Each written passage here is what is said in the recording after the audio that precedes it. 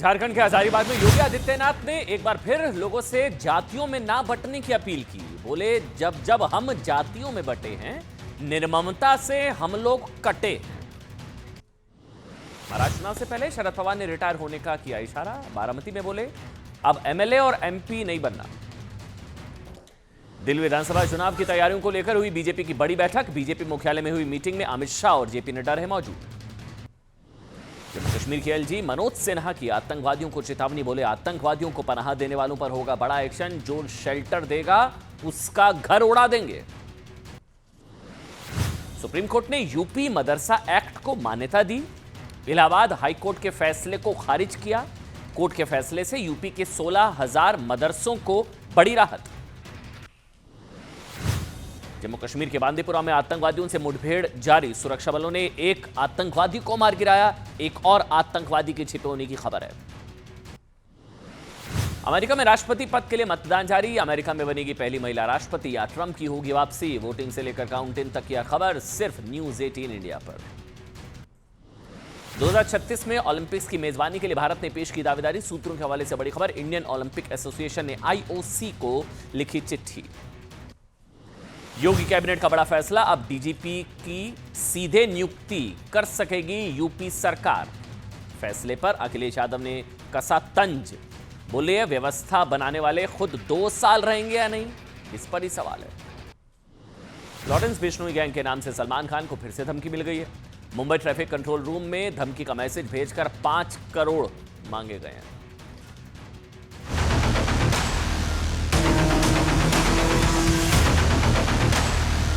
हिंदुओं पर हुए हमले पर ना जाने क्यों चुप्पी साधनी पड़ती है। हो सकता है इसलिए क्योंकि हमलावर जो है, चाहे वो खालिस्तानी हो चाहे वो जिहादी हो, वो उनको अपना वोट बैंक मानते हैं।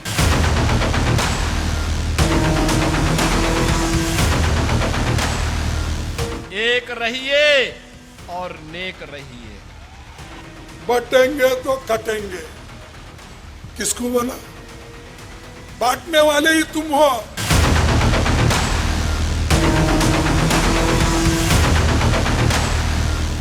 क्या 10 साल में नींद की गोली खा के सो गए थे? हुकूमत तो आपके पास है।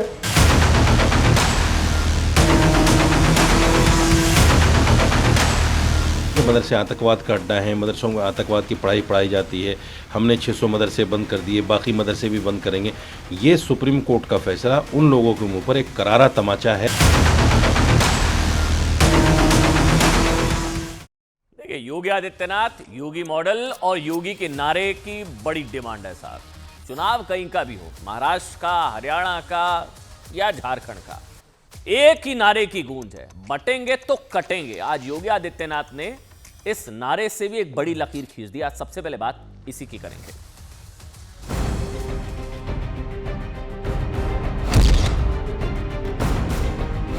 एक रहिए और नेक रहिए। इस देश का इतिहास गवाह है,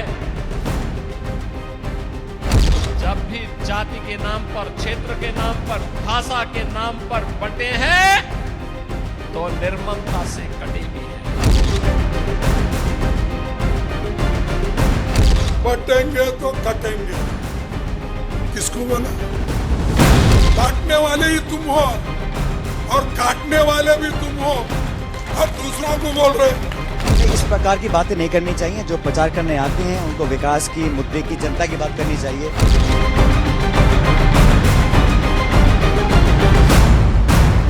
ये तो योगी जी को तय करना है कि कभी कहते हैं बटोगे, कभी कहते हैं कटोगे, कभी कहते हो एक रहें, नेक रहें। अरे भाई योगी जी, माननीय मुख्यमंत्री जी, आप अपनी सोच को नेक रखिए। I see mosques, I see temples, I see churches coexisting peacefully.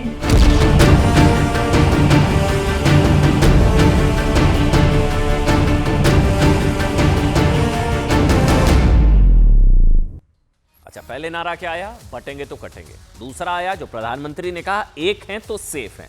तीसरा एक आ गया अखिलेश यादव की तरफ से, जुड़ेंगे तो जीतेंगे। लेकिन ये सोचिए, यूपी से निकले ना इन चुनावी नारों की गूंज पूरे देश में सुनाई दे रही है। पूरे देश में, खासकर योगी का नारा बटेंगे तो कटेंगे टॉप ट्रेंड में है साहब, टॉप ट्रेंड में। चुनावी राज्यों में योगी आदित्यनाथ, योगी मॉडल और इस नारे की बढ़ती डिमांड ने सबको हैरान कर दिया है। मतलब बीजेपी जहां इसे बताती है साहब ये तो जोड़ने वाला है ना, कि ना बटें, बटेंगे तो कटेंगे, तो मतलब आप ना बटें, वो तो एकजुटता का संदेश है इस नारे में, तो वो तो जोड़ने की बात की जा रही है। अगर आप बटें तो आपके लिए खतरा है, तो बटना नहीं है, जोड़ के रहना, एकजुटता का संदेश। कांग्रेस इसे कहती है तो समाज को बांटने वाला है, तोड़ने वाला है। अखिलेश यादव ने तो इस नारे को बता दिया इतिहास का सबसे नकारात्मक नारा, इतिहास का। बीजेपी की कोशिश इस नारे के जरिए दरअसल जातियों में बटे हिंदुओं के टुकड़े टुकड़े होने से बचाने की है। तो वहीं अखिलेश यादव से लेकर राहुल तक इस नारे को खतरनाक बता रहे हैं। अब आज की खबर सुनिए, झारखंड में भी इस नारे की एंट्री हो गई है। इस नारे से एक कदम आगे बढ़ते हुए योगी आदित्यनाथ ने कह दिया कि एक दिन ये लोग आपके घर के अंदर घंटी और शंख भी नहीं बजने देंगे। योगी आदित्यनाथ ने कहा, वो जिक्र कर रहे थे घुसपैठियों का, रोहिंग्याओं का।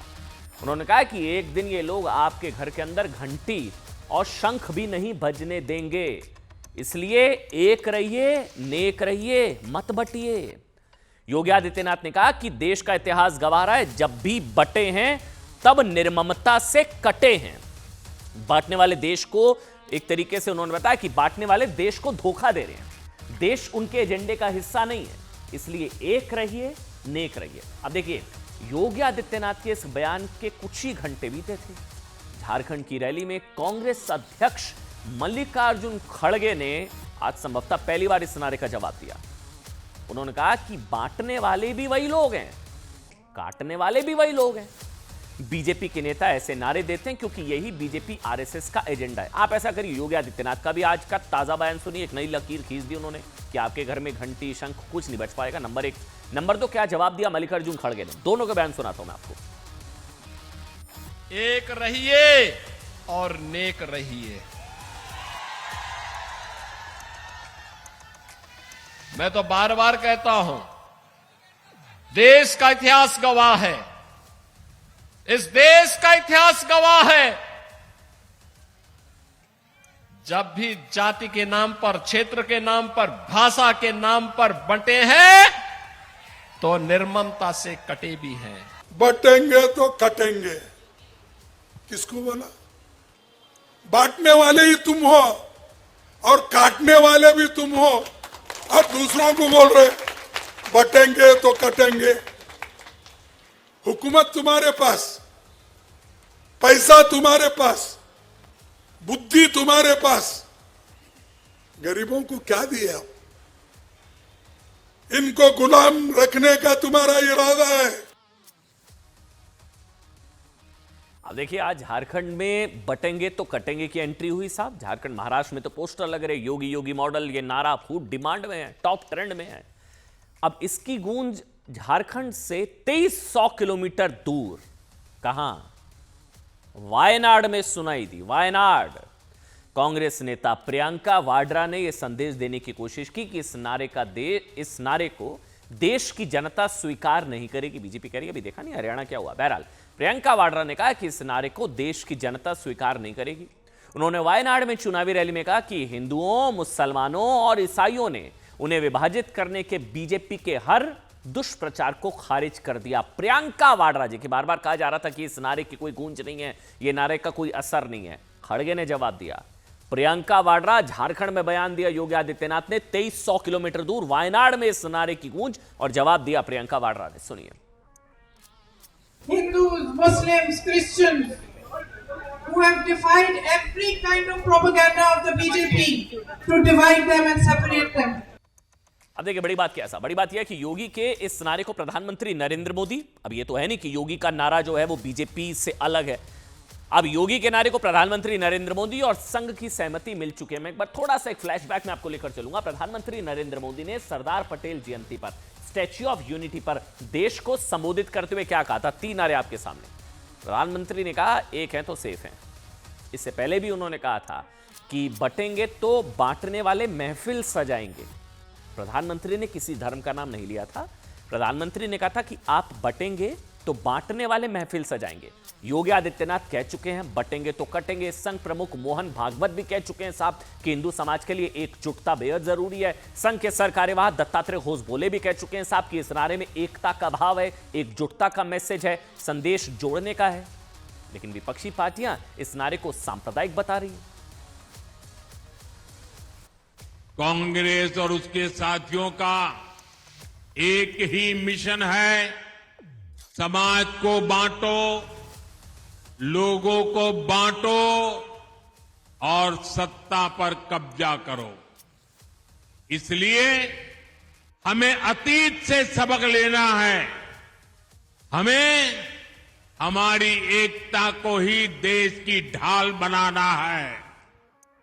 हमें याद रखना है, अगर हम बटेंगे तो बांटने वाले महफिल सजाएंगे। कि दुर्बल रहना अपराध है। हम अगर दुर्बल है, असंगठित है, तो उसका मतलब हम अत्याचार को निमंत्रण दे रहे हैं। निमित्त कुछ नहीं चाहिए, हम दुर्बल है, यह निमित्त पर्याप्त है। और इसलिए जहां कहीं भी हम हैं, वहां संगठित रहना, सशक्त रहना। जब हिंदू भाव को भूले आए विपद महान, भाई टूटे धरती कोई, मिटे ही धर्म संस्थान। समाज की एकता एकात्मता। हम जाति भाषा प्रांत के अगर पिछड़े भेद से हम करेंगे तो हम कटेंगे। हिंदू एकता लोक कल्याण के लिए है। एक बार फिर से आपको दिखाते हैं कि मल्लिकार्जुन खड़गे की तरफ से, क्योंकि संभवतः पहली बार कांग्रेस अध्यक्ष मल्लिकार्जुन खड़गे की तरफ से सीधे सीधे इस नारे का जवाब दिया गया। क्या कुछ कहा मल्लिकार्जुन खड़गे ने योगी के नारे को लेकर, फिर से सुनाते हैं आपको। एक रहिए और नेक रहिए। मैं तो बार बार कहता हूं, देश का इतिहास गवाह है, इस देश का इतिहास गवाह है, जब भी जाति के नाम पर, क्षेत्र के नाम पर, भाषा के नाम पर बंटे हैं तो निर्ममता से कटे भी हैं। बटेंगे तो कटेंगे, किसको बोला? बांटने वाले ही तुम हो और काटने वाले भी तुम हो, और दूसरों को बोल रहे बटेंगे तो कटेंगे। हुकूमत तुम्हारे पास, पैसा तुम्हारे पास, बुद्धि तुम्हारे पास, गरीबों को क्या दिया? इनको गुलाम रखने का तुम्हारा इरादा है। देखिए सवाल पूछा जा रहा है, जो बांटने या बटेंगे तो कटेंगे के नारे के खिलाफ है, क्या वो बांटने के पक्ष में है? क्योंकि बार बार ये बताया जा रहा है कि ये नारा जो है तो जोड़ने वाला है, एकजुटता वाला है, कि अगर आप बटेंगे तो बटना नहीं है साहब। देखिए आज सीएम योगी आदित्यनाथ ने इसके अलावा झारखंड में औरंगजेब की भी एंट्री करा दी।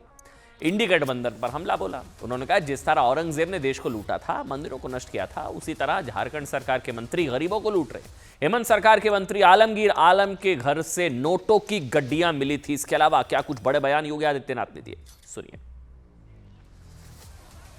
एक आलमगीर आलम थे, औरंगजेब, देश को लूटा था उसने, देश के पवित्र मंदिरों को नष्ट किया था उसने। और दूसरा, झारखंड मुक्ति मोर्चा का भी तो एक मंत्री था आलमगीर, जो यहां लूट करके जिसके घरों में नोटों की गड्डियां के गरीबों के, झारखंड वासियों का पैसा उसके घरों में कैसे नोट की गड्डियां उसके नौकरों और उसके परिवार के अन्य लोगों के घरों में किस रूप में पड़ी हुई थी। ये पत्थरबाज पहले भी थे और 2017 के पहले ये यूपी में भी थे। इनके आका उत्तर प्रदेश को लूटते थे, कोई खनन माफिया के रूप में, कोई भू माफिया के रूप में, कोई पशु माफिया के रूप में, कोई वन माफिया के रूप में, कोई संगठित अपराध में लिप्त माफिया के रूप में उत्तर प्रदेश की जनता को लूटते थे। सरकार तो ऐसे होनी चाहिए जो दुश्मन के दिल को दहला सके, और यही आज भारत की सरकार कर रही है। बहनों और भाइयों, देश की सुरक्षा हो या आंतरिक सुरक्षा, अब सोचो, ये कांग्रेस और उसके सहयोगियों ने कश्मीर की समस्या दी थी, मोदी जी ने धारा 370 समाप्त करके कश्मीर की समस्या का समाधान कर दिया। श्री राम जन्मभूमि पर भगवान राम का मंदिर बने,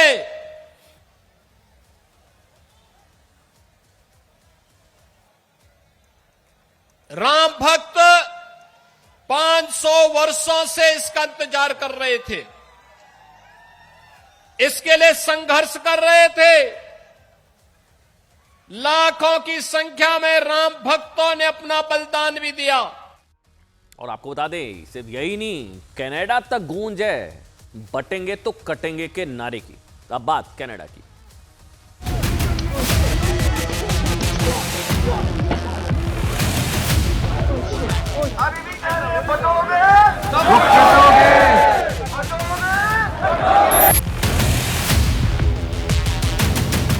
I think what happened yesterday at the Hindu temple in Canada was obviously deeply concerning.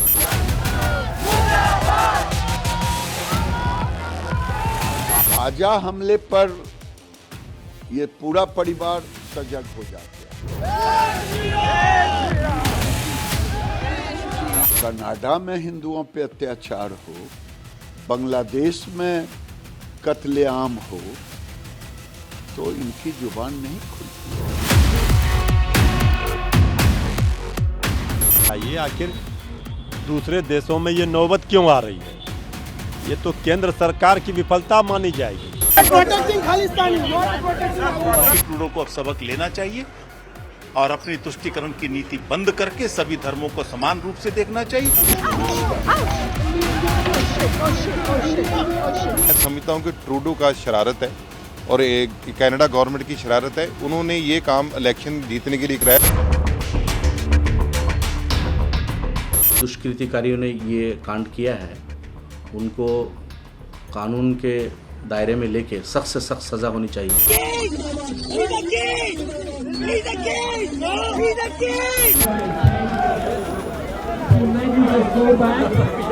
हम भारत सरकार से यह मांग करते हैं कि इस मुद्दे को बहुत मजबूती से कनाडा की अथॉरिटीज के सामने उठाएं। हिंदुओं पर हुए हमले पर ना जाने क्यों चुप्पी साधनी पड़ती है। हो सकता है इसलिए क्योंकि हमलावर जो है, चाहे वो खालिस्तानी हो चाहे वो जिहादी हो, वो उनको अपना वोट बैंक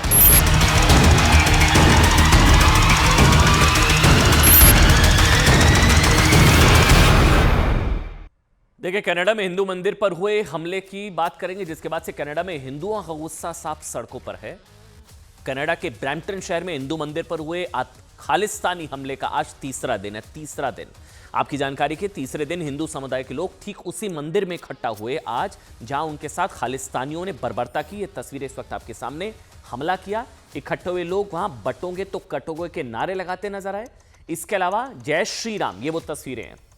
ठीक उसी मंदिर में पहुंचे आज वो हिंदू समुदाय के भारतीय। जय श्री राम, हनुमान चालीसा का पाठ वहां पर हुआ। जय श्री राम, भारत माता की जय, ये नारे आप सुन रहे हैं। और हनुमान चालीसा, वहां मौजूद लोगों में ट्रूडो सरकार के खिलाफ जबरदस्त गुस्सा नजर आया। वो पुलिस से सवाल पूछते नजर आए कि मंदिर पर हमले के वक्त पुलिस कहां गायब थी। अब जब मंदिर हमले के विरोध में भारतीय समुदाय के लोग प्रदर्शन कर रहे हैं, तब मंदिर के बाहर पूरी पुलिस फोर्स क्यों मौजूद है? हमले के वक्त कहां थी पुलिस? सुनाते हैं कुछ बयान आज आपको। सुन लो, अभी भी कह रहे हैं बटोगे,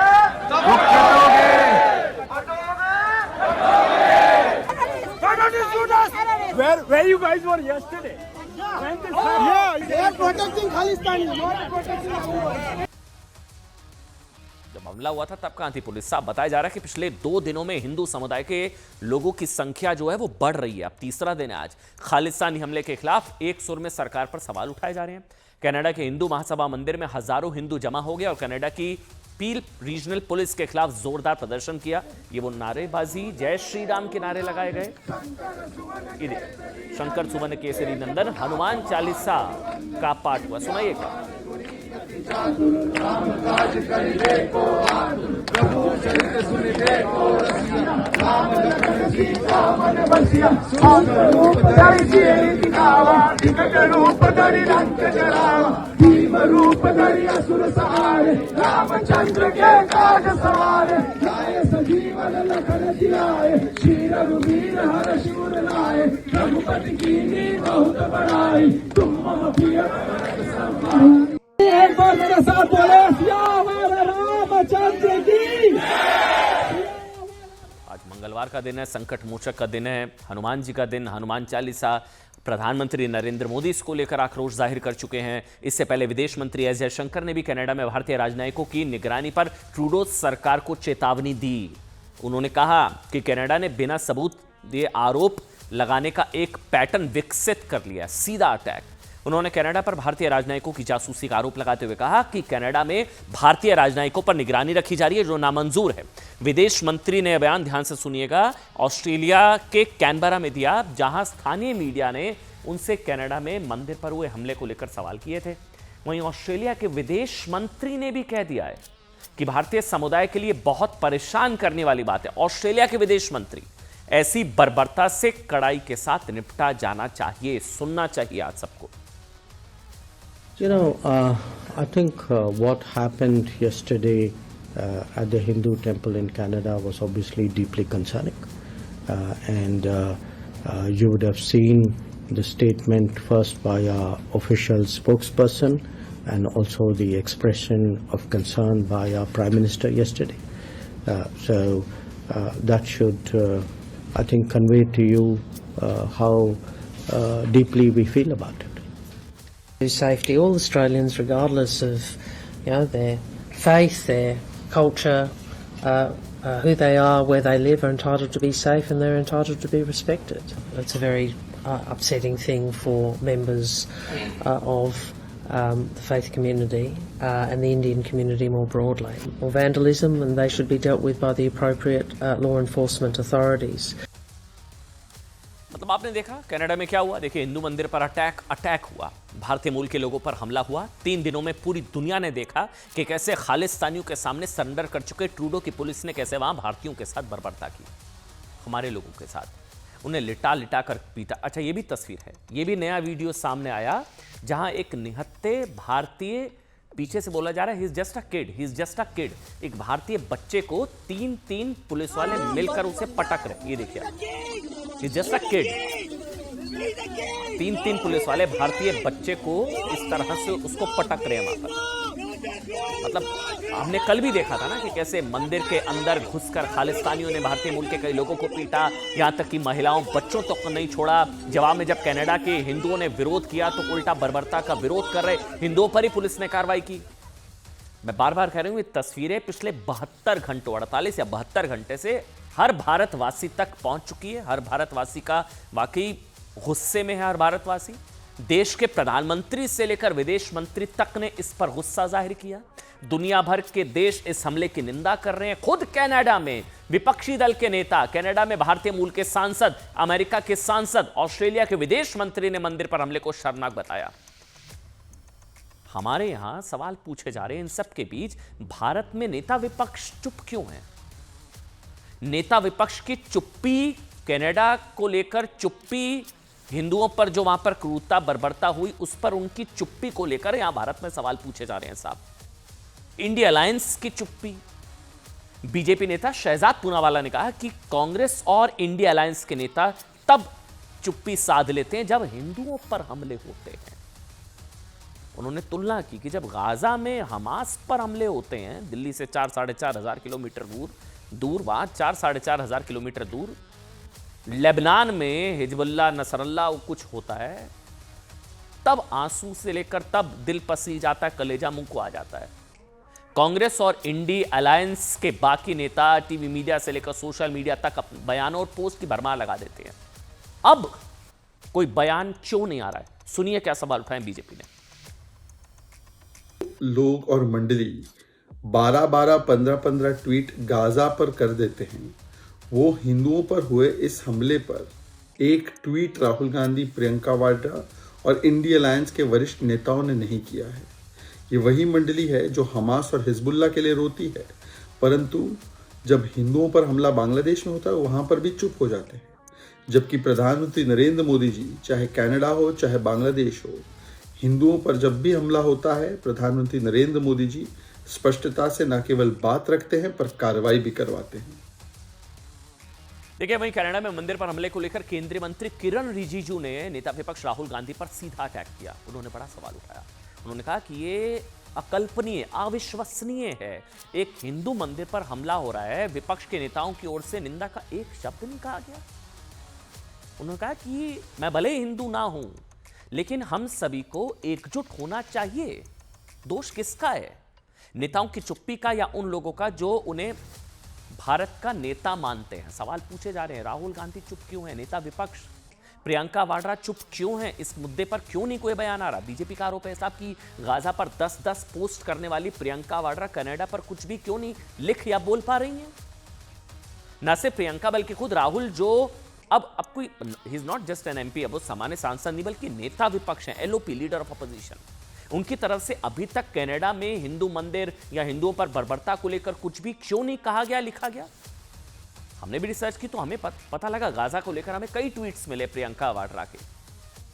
ये देखिए, काफी लंबे चौड़े पोस्ट किए गए थे गाजा में, जिसमें इजराइल को बर्बर से लेकर गाजा में कथित मानवाधिकार को लेकर सवाल उठाए गए थे। कोई दिक्कत नहीं है साहब। यहां तक कि राहुल गांधी की तरफ से भी गाजा को लेकर पोस्ट किए गए थे, लेकिन सवाल पूछे जा रहे हैं उनकी तरफ से कनाडा को लेकर उनकी चुप्पी क्या वाकई हैरान करने वाली नहीं है? बीजेपी का आरोप है कि पीड़ित चूंकि हिंदू समुदाय से हैं, इसलिए राहुल और प्रियंका बोलने से बच रहे हैं, क्योंकि जो दिल्ली से 4000 किलोमीटर दूर गाजा में इजराइल के एक्शन पर दुख जाहिर कर सकते हैं, उन्हें ब्रैम्पटन में हिंदुओं के साथ हुई बर्बरता पर पोस्ट या बयान जारी करने से क्या रोक रहा है? बीजेपी के आरोप में कितना दम है साहब, हमें नहीं पता कि ये हिंदू हैं इसलिए चुप हैं, लेकिन यहां ध्यान देने वाली बात यह है कि आज जिन खालिस्तानियों पर हिंदुओं के साथ बर्बरता के आरोप लगे ना, उन्होंने उन्हीं खालिस्तानियों ना सिर्फ हिंदुओं पर हमला किया, बल्कि स्वर्गीय इंदिरा गांधी जी की हत्या का भी मजाक उड़ाने वाली झांकी भी उन्होंने निकाली। ये कोई पहली बार नहीं है, इससे पहले भी खालिस्तानी समर्थक स्वर्गीय इंदिरा गांधी जी की हत्या की झांकी निकालकर उनका भी मजाक उड़ा चुके हैं। वो तस्वीरें भी मैं दिखाऊंगा, जिसकी भारतीय विदेश मंत्रालय ने भी उस वक्त कड़े शब्दों में निंदा की थी। इसलिए कनाडा मामले में नेता विपक्ष की चुप्पी, राहुल गांधी की, प्रियंका गांधी की, वाकई हैरान करने वाली है। केंद्रीय मंत्री गिरिराज सिंह ने कनाडा में हिंदू मंदिर पर हमले को लेकर कल 4 नवंबर को शाम 7:49 पर एक ट्वीट किया था, जिसके बाद बताया जा रहा है कि फिर कुछ इसको लेकर पोस्ट जो है वो सामने आए हैं। लेकिन अब हम आपको एक रिपोर्ट दिखाते हैं कि किस तरह से आज भी हिंदू समुदाय कनाडा में मंगलवार के दिन सड़कों पर उतरकर हनुमान चालीसा और जय श्री राम का शांतिपूर्वक प्रदर्शन करता हुआ नजर आया। ये देखिए, अब आप रिपोर्ट दिखाते हैं आपको।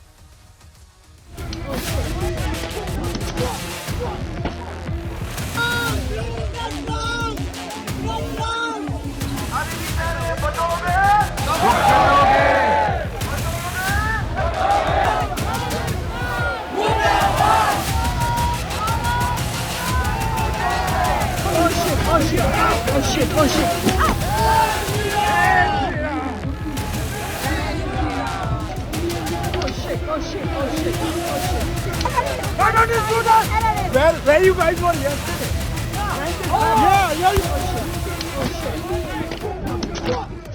कनाडा के ब्रैम्पटन शहर में हिंदू मंदिर पर हुए खालिस्तानी हमले के बाद पूरी दुनिया में बसे हिंदू गुस्से में हैं। कनाडा में 3 नवंबर को खालिस्तानी समर्थकों ने हिंदू मंदिर पर हमला किया। मंदिर के भीतर घुसकर महिलाओं और बच्चों को पीटा।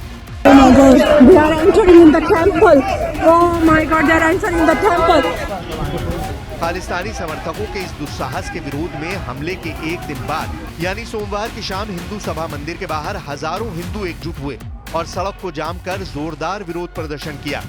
हिंदू एकजुटता रैली के आयोजकों ने कनाडा के राजनेताओं और कानून प्रवर्तन एजेंसियों पर खालिस्तानी समर्थकों के खिलाफ कार्रवाई का दबाव बनाया।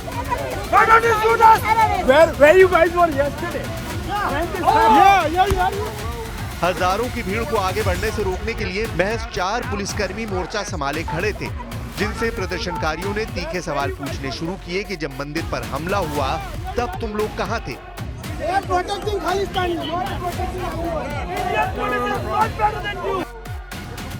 कनाडा में बसे हिंदुओं के इन सवालों पर वहां की पुलिस ने चुप्पी साध ली है। खुद पीएम ट्रूडो को भी मंदिर पर हुए इस हमले पर सफाई देते नहीं बन रही है।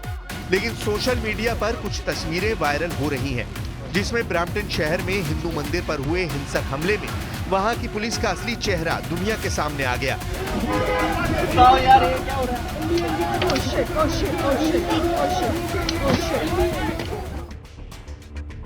इन 3 तस्वीरों को देखकर आपको साफ समझ आ जाएगा कि हिंदू मंदिर पर खालिस्तानी समर्थकों के हमले से पहले, हमले के दौरान और हमले के बाद कनाडा पुलिस की क्या भूमिका थी।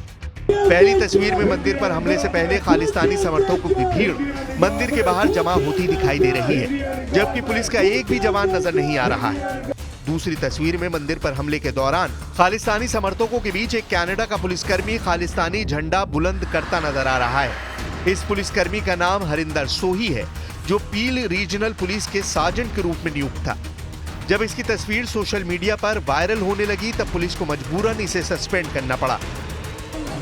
और तीसरी तस्वीर हमले के बाद की है, जब मंदिर पर हमले का विरोध कर रहे हिंदुओं की आवाज दबाने के लिए कनाडा के पुलिस ने एक बच्चे के साथ भी सख्ती दिखाने से परहेज नहीं किया।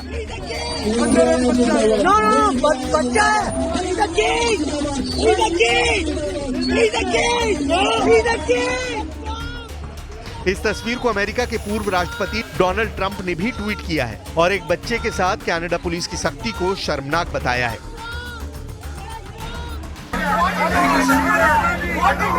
कनाडा में मंदिर पर हुए हमले के बाद वहां के पुजारी ने एक दिन पहले अपने भाषण में हिंदुओं को एकजुट होने की अपील करते हुए योगी आदित्यनाथ का बटेंगे तो कटेंगे वाला नारा दोहराया था। अभी भी कह रहे हैं, बटोगे,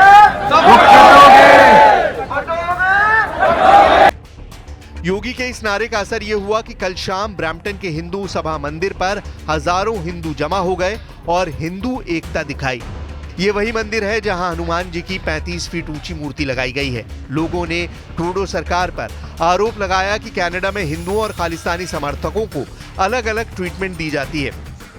दुर्भाग्यपूर्ण घटना है और ये घटनाएं जो हैं कनाडा में वो लगातार बढ़ रही हैं और हिंदू कम्युनिटी में बड़ी बेचैनी है और असुरक्षा की जो भावना है वो पाई जा रही है। हम चाहते हैं कि कनाडा हिंदुओं को अच्छे से ट्रीट करे, क्योंकि कनाडा के लिए हिंदूज बहुत ज़रूरी हैं। हिंदू वो लॉयल रियल कैनेडियंस हैं जो कनाडा का भी भला चाहते हैं और जहां से आए हैं हिंदुस्तान उसका भी भला चाहते हैं। Here in support, all we are asking is justice to be served, law, rule of law to be followed, and perpetrators. और आज की एक और बड़ी खबर, यूपी मदरसा बोर्ड, सुप्रीम कोर्ट की मोहर लग गई है। सुप्रीम कोर्ट से संवैधानिक होने की मंजूरी मिल गई है यूपी मदरसा बोर्ड को। आज की बड़ी खबर,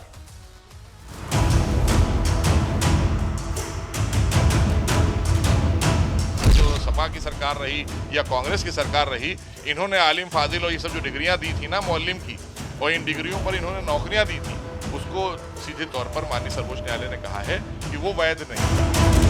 भारतीय जनता पार्टी ने प्राथमिक विद्यालयों को लेके, मदरसों को लेके हमेशा राजनीति की है, शिक्षा से लोगों को वंचित करने का काम किया है। मदरसा में आज के डेट पे केवल कुरान ही नहीं पढ़ाया जाता, केवल धर्म की किताबें नहीं पढ़ाई जाती, बल्कि कंप्यूटर भी पढ़ाया जाता है, साइंस भी पढ़ाई जाती है, गणित भी पढ़ाई जाती है। बहुत खुशी और मसरत का मकाम है कि हम लोग अपने पूरी आज़ादी के साथ, पूरी कानूनी आज़ादी के साथ अपने इन मदरसों को रन करते रहेंगे। इनसे कट्टरता निर्माण होती है, तो इसलिए उन पर कैसे नियंत्रण करना, ये सरकारों को भी सोचना है। यतीम बच्चों को उठाएं जिनके माँ बाप मर गए हैं, जिनके पास खाने को नहीं है, मदरसे वाले उनको उठाते हैं, ले जाते हैं, नहलाते धुलाते हैं, कपड़ा दिलाते हैं और एक अच्छा इंसान बना के निकलते हैं। जो ये बटोगे कटोगे, ये फैसला उस नारे पर किया कि मदरसे आतंकवाद का अड्डा है, मदरसों में आतंकवाद की पढ़ाई जाती है। हमने 600 मदरसे बंद कर दिए, बाकी मदरसे भी बंद करेंगे। ये सुप्रीम कोर्ट का फैसला उन लोगों के मुंह पर एक करारा तमाचा है। देखिए, इस फैसले की अच्छी बात यह है कि हर कोई इसे अपनी जीत बात मान रहा है। बीजेपी कह रही है कि हमारा भी यही टेक था साहब, योगी आदित्यनाथ तो इलाहाबाद हाई कोर्ट के फैसले के पक्ष में, योगी सरकार थी कि इस तरह का फैसला नहीं आना चाहिए था, पूरा फैसला समझिएगा। यूपी मदरसा बोर्ड पर सुप्रीम कोर्ट ने बड़ा फैसला सुनाया। सुप्रीम कोर्ट ने अपने फैसले में इलाहाबाद हाई कोर्ट के उस आदेश को रद्द कर दिया जिसमें हाई कोर्ट ने एक्ट को अनकॉन्स्टिट्यूशनल बताया था। समझिएगा बहुत आराम से। अब देखिए, यूपी मदरसा बोर्ड है क्या, एक्ट है क्या, मामला सुप्रीम कोर्ट कैसे पहुंचा और सुप्रीम कोर्ट के फैसले का क्या असर होगा, ये मैं आज आपको बताऊंगा तफसील से। उसको पहले जाने से पहले ना, सुप्रीम कोर्ट ने आज क्या फैसला दिया, कौन सी बड़ी बात कही, एक बार वो जान लीजिए। सुप्रीम कोर्ट ने अपने फैसले में कहा यूपी मदरसा एक्ट संवैधानिक रूप से सही है, ये एक्ट संविधान का वॉयलेशन नहीं करता। सुप्रीम कोर्ट ने नंबर 2 कहा कि सुप्रीम कोर्ट ने मदरसा एक्ट पर इलाहाबाद हाई कोर्ट के फैसले को खारिज करते हुए कहा कि मामले में हाई कोर्ट का फैसला सही नहीं था और योगी सरकार ने भी हाई कोर्ट के फैसले को सही नहीं माना था। ठीक, कोर्ट ने अपने फैसले में कहा, सुप्रीम कोर्ट ने, राज्य के सकारात्मक दायित्व के मुताबिक इस एक्ट का उद्देश्य, यूपी मदरसा एक्ट का उद्देश्य अल्पसंख्यकों के अधिकारों की रक्षा करना है, माइनॉरिटीज मुसलमानों के अधिकारों की रक्षा करना। सुप्रीम कोर्ट ने अपने फैसले में यह भी साफ किया कि राज्य सरकार को मदरसों में शिक्षा मानकों को रेगुलेट करने का राइट है। ये बहुत जरूरी बात कही है कोर्ट ने कि राज्य सरकार को मदरसों में शिक्षा मानकों को, क्वालिटी ऑफ एजुकेशन को रेगुलेट करने का अधिकार है। साथ ही 12वीं के बाद की तालीम के सर्टिफिकेट मदरसे नहीं दे सकेंगे साहब। 12th तक ठीक है, 12th के आगे नहीं। मतलब दरअसल मदरसों में फिलहाल क्या होता है, 12वीं क्लास तक के साथ ही ग्रेजुएशन, पोस्ट ग्रेजुएशन की डिग्रियां भी दे दी जाती हैं। जैसे सुप्रीम कोर्ट ने विश्वविद्यालय अनुदान आयोग यूजीसी अधिनियम के खिलाफ माना, आदेश दिया कि मदरसे अब 12वीं के बाद की डिग्रियां नहीं दे सकेंगे। मतलब अब से मदरसा बोर्ड की 10वीं क्लास के समकक्ष दी जाने वाली डिग्री, मुंशी और मौलवी, और फिर 12th के समकक्ष दी जाने वाली डिग्री जिसे आलिम कहते हैं, वो मान्य रहेगी। 12th तक ठीक, लेकिन एक और होता था कामिल। कामिल नाम से दी जाने वाली अंडर ग्रेजुएशन की डिग्री और फाजिल नाम से दी जाने वाली पोस्ट ग्रेजुएशन की डिग्रियां मदरसे से मान्य नहीं रहेगी। ये सुप्रीम कोर्ट का फैसला आप समझ गए। सुप्रीम कोर्ट के फैसले को सारी पार्टियां अपनी अपनी जीत बता रही है। मैंने आपको सुनाया, सब पार्टियां अपनी अपनी तरफ से देख रही है। लेकिन ये यूपी मदरसा एक्ट है क्या, समझिए। 2004 में मुलायम सिंह यादव की सरकार ने यूपी मदरसा एक्ट बनाया, कानून के तहत मदरसा बोर्ड का गठन किया। 2004 की बात कर रहा हूं, मुलायम सिंह यादव की सरकार। अब बोर्ड बनाने का मकसद मदरसों की शिक्षा व्यवस्था को बेहतर करना था। यूपी के इसी मदरसा एक्ट के खिलाफ इलाहाबाद हाई कोर्ट में याचिका दायर कर दी गई और 22 मार्च 2024 को इलाहाबाद हाई कोर्ट ने मामले में अपना फैसला सुना दिया, जिसको आज सुप्रीम कोर्ट ने खारिज किया। क्या फैसला था? हाई कोर्ट ने यूपी मदरसा एक्ट 2024 को अनकॉन्स्टिट्यूशनल बताते हुए इसे सेकुलरिज्म के सिद्धांत का उल्लंघन बताया। कोर्ट ने आदेश दिया साहब कि सरकार मदरसों में पढ़ रहे बच्चों को सामान्य स्कूलिंग सिस्टम में शामिल करे। इलाहाबाद हाई कोर्ट का ऑर्डर था कि अनकॉन्स्टिट्यूशनल है ये यूपी मदरसा act, unconstitutional. Allahabad high court के इसी फैसले को आज सुप्रीम कोर्ट ने गलत माना, आदेश को खारिज कर दिया, कॉन्स्टिट्यूशनल बताया। अब कई लोग सुप्रीम कोर्ट के इस फैसले को योगी सरकार के लिए बड़ा झटका बता रहे हैं। उनके लिए भी एक महत्वपूर्ण जानकारी पता होना चाहिए। आज योगी सरकार के रुख को लेकर सवाल बहस के दौरान भी उठा। सुनवाई के दौरान चीफ जस्टिस ने भी कोर्ट में यूपी सरकार की तरफ से मौजूद एडिशनल सॉलिसिटर जनरल से पूछा था। क्या पूछा था? कि क्या आप कानून की वैधता के साथ खड़े हैं? कानून की वैधता के साथ खड़े हैं, मतलब इसको कॉन्स्टिट्यूशनल बताया जा रहा है। इसका जवाब देते हुए एएसजी ने कहा कि राज्य सरकार ने जो स्टैंड हाई कोर्ट में लिया था उससे वो अलग नहीं हो सकता। हाई कोर्ट में जो लिया था, इलाहाबाद हाई कोर्ट, पूरे कानून को खारिज किया जाना सही नहीं हो सकता। इलाहाबाद हाई कोर्ट का जो फैसला था वो ठीक नहीं था योगी सरकार की तरफ से।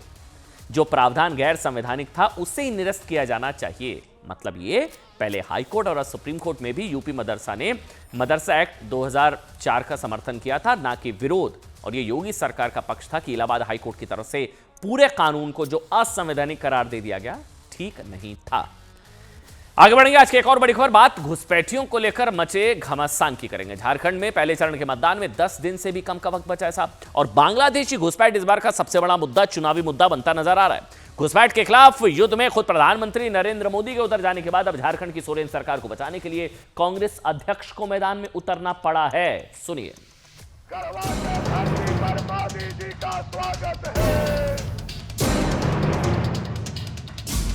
इस घुसपैठिया गठबंधन को अपने एक वोट से फाड़ फेंकना है। कैसे देश को तोड़ो, कैसे देश को बांटो, कैसे समाज को बांटो, इनका यही कार्य योजना रहता है। एक एक घुसपैठियों को चुन चुन कर झारखंड के बाहर हम निकालने का काम करेंगे। अगर मैं घुसपैठियों का खिलाफ बोलता हूँ, जेएमएम मुझे सपोर्ट करना चाहिए। अगर मुझको अपोज करता है तो जेएमएम का पॉलिटिकल पार्टी का एफिलिएशन ही खत्म हो जाएगा। घुसपैठ ये लोग करवा रहे हैं बांग्लादेशी घुसपैठियों का। आज ये लोग यात्रा रोक रहे हैं। बहनों और भाइयों, आने वाले समय में घरों के अंदर घंटी और शंख भी नहीं बजाने देंगे। अवैध घुसपैठ पर पूरी रोक लगाएगी हमारी सरकार यदि यहाँ बनती है। क्या 10 साल में नींद की गोली खा के सो गए थे? हुकूमत तो आपके पास है। देखिए, इसको इस तरह से समझिए कि जनसांख्यिकी असंतुलन की जो समस्या है, उस वजह से घुसपैठ एक बहुत बड़ा मुद्दा है, बहुत बड़ा मुद्दा है। शायद यही वजह है कि प्रधानमंत्री नरेंद्र मोदी तक ने इस मुद्दे का जिक्र किया और झारखंड में रोटी बेटी माटी के खिलाफ घुसपैठ को बड़ी चुनौती बताया।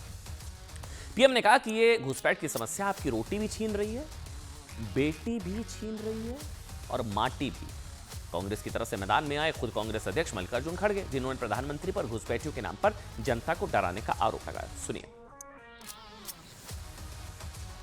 जब घुसपैठ का मामला कोर्ट में जाए और प्रशासन इससे इनकार करे तो पता चलता है कि सरकारी तंत्र में ही घुसपैठ हो चुकी है।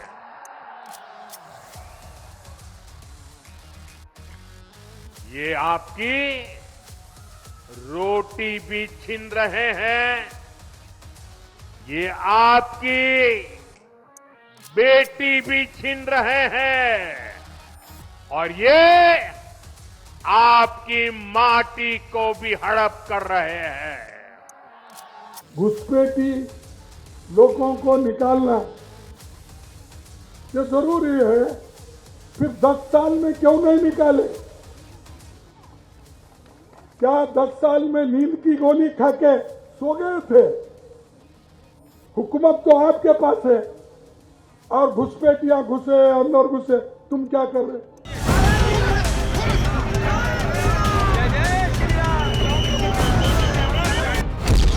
मुस्लिम धर्म गुरुओं के निशाने पर बाबा। और जो वीडियो दिखाए जा रहे हैं, ये सारे वीडियो फर्जी हैं, नकली हैं, एडिट किए हुए हैं, इनमें कहीं सच्चाई नहीं है। धर्म गुरु को इस तरह की बात करके वो खुद अपने ही धर्म का अपमान कर रहे हैं। बाबा बागेश्वर के बयानों से भड़के मौलाना। अच्छा, हवस का पादरी क्यों नहीं होता? हवस का मौलाना क्यों नहीं होता? अगर ये बोल दिया है तो लोगों को दिक्कत होने लगी। गैर हिंदुओं को प्रवेश वर्जित महाकुंभ में कर देना चाहिए। जिन्हें सनातन से दिक्कत है, वहाँ सनातन के कार्यों में इनका क्या कार्य? मेरे अंगने में तुम्हारा क्या? बाबा के बेबाक बयान मचा घमासान। ये दो पक्षीय नियम लगाने की जो बातें करते हैं, ऐसे लोगों के ऊपर ही हमें सुतली बम रखवाना है। हमारे बुजुर्गों ने इसी इतिहास के लिए अपनी कीमती जानों को कुर्बान किया है।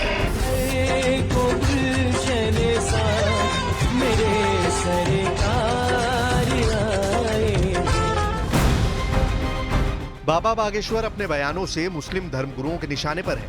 पिछले कुछ दिनों में बाबा ने कई ऐसे बयान दिए जिनमें उन्होंने हिंदू समुदाय को एकजुट करने के लिए खुलकर अपनी राय दी। सीएम योगी के बटेंगे तो कटेंगे वाले बयान का समर्थन हो या फिर महाकुंभ में सिर्फ सनातनियों को खाने पीने की दुकानें चलाने की इजाजत देने की अखाड़ा परिषद की मांग, हिंदुओं से जुड़े हर मुद्दे का बाबा बागेश्वर ने समर्थन किया और अपनी बेबाक राय रखी। कुछ दिनों पहले अखिल भारतीय अखाड़ा परिषद ने महाकुंभ मेला क्षेत्र में गैर हिंदुओं को दुकानें स्थापित करने की अनुमति नहीं देने की अपील की थी, जिसके पीछे हाल ही में जगह जगह खाने पीने की चीजों में थूक मूत्र जैसी मिलावट करने वाले वीडियोस को बताया गया।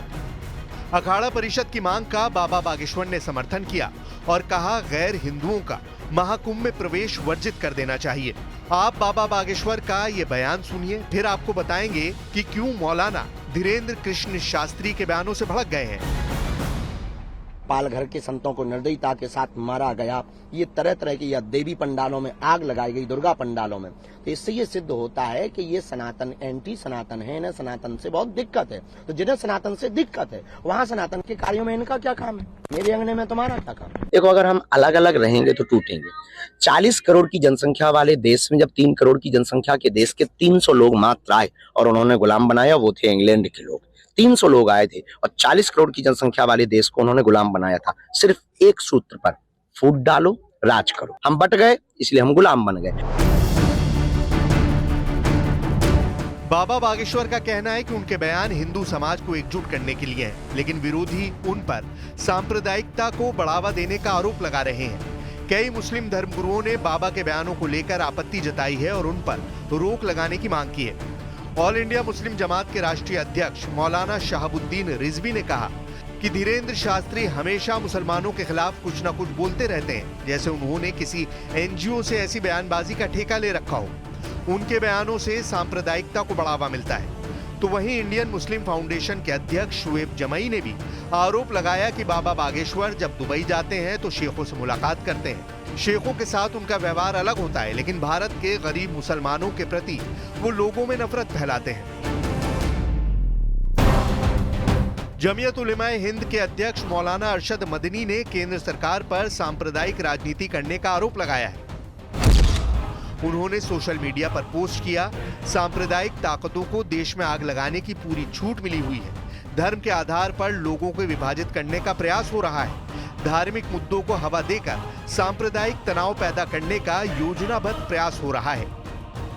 बाबा धीरेन्द्र शास्त्री जी हमेशा कुछ न कुछ मुसलमानों के खिलाफ बोलते रहते हैं और ऐसा लगता है जैसे उन्होंने किसी एनजीओ से इस बात का ठेका ले लिया है कि जगह जगह मुसलमानों के खिलाफ बोलेंगे।